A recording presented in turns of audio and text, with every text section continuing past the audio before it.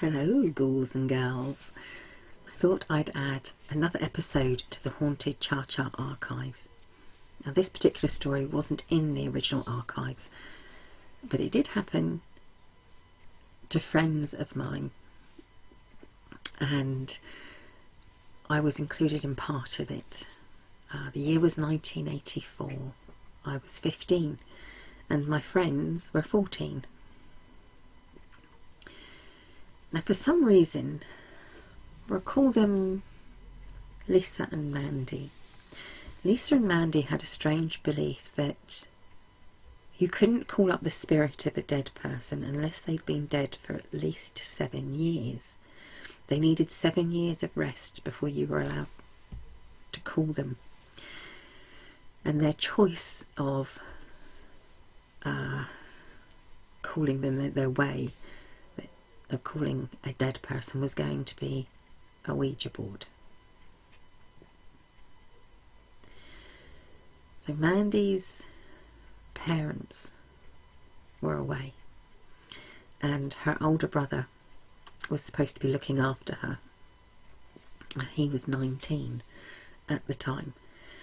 Well, he'd gone out and decided that he was going to have a party somewhere else, knowing that Mandy would be fine. She had her friend Lisa with her, and they were sensible kids, 14 years old. They were sensible, they were okay.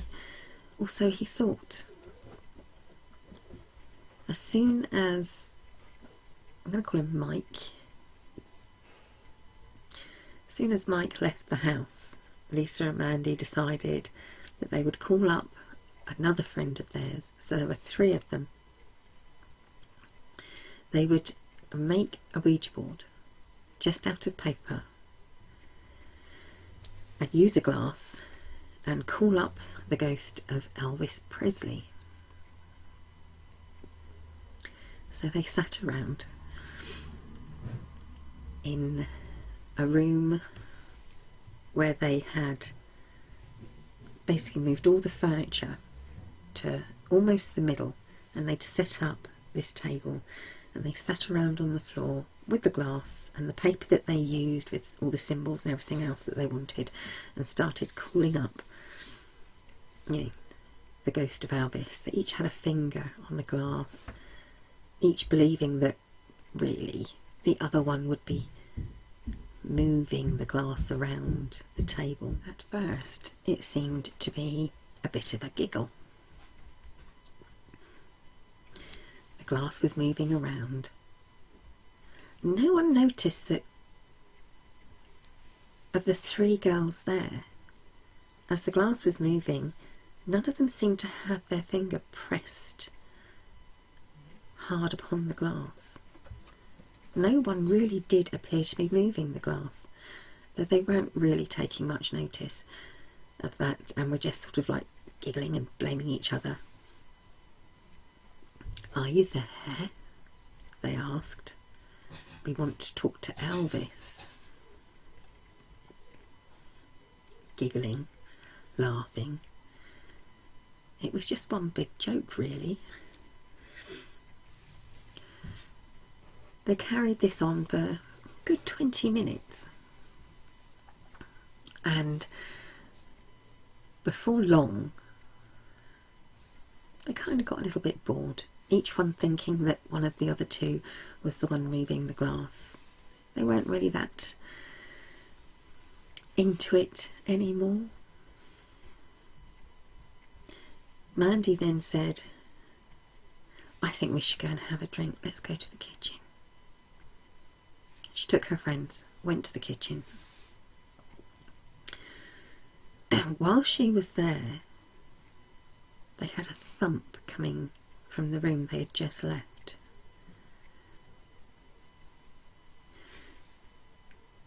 Lisa and the other girl with them ran in to see what the thump, the bang was, and they noticed, and as another thump happened as they just went back into the room, that the table on which they'd set up the Ouija experiment lifted slightly and slammed back down onto the floor. The glass didn't actually move. as this table had risen and banged down, you'd expect the glass to move slightly, but it was as if it was stuck there with glue. And that's when Mandy called Lisa from the kitchen. "I need you, Lisa," she said in quite a monosyllabic voice, not like Mandy at all. So Lisa went into the kitchen with her, and both claim that's one of the last things they remember. The other girl left shortly afterwards the house. She left the house screaming, yelling, crying. All she would say was, "It's not them, it's not them. I swear it's not them." When some other people went into the house shortly afterwards, all they could see was Mandy and Lisa walking around the edges of the room, each with a knife in their hand, and the knife was being scraped slowly as they walked against the walls, and they were just going round and round in circles with these knives gouging into the walls. There was blood on the carpet, but was it really blood? No one could see where blood would have come from. No one was injured, no one was hurt. They were just walking around the room, not focusing on anything, just seemingly in a world of their own, not even noting each other. Just round the edges of the room with the sharp knife, again and again. And if you stood in the doorway, they wouldn't stop with the knife, they just carried on. You had to step back. And they were so strong, you couldn't stop them.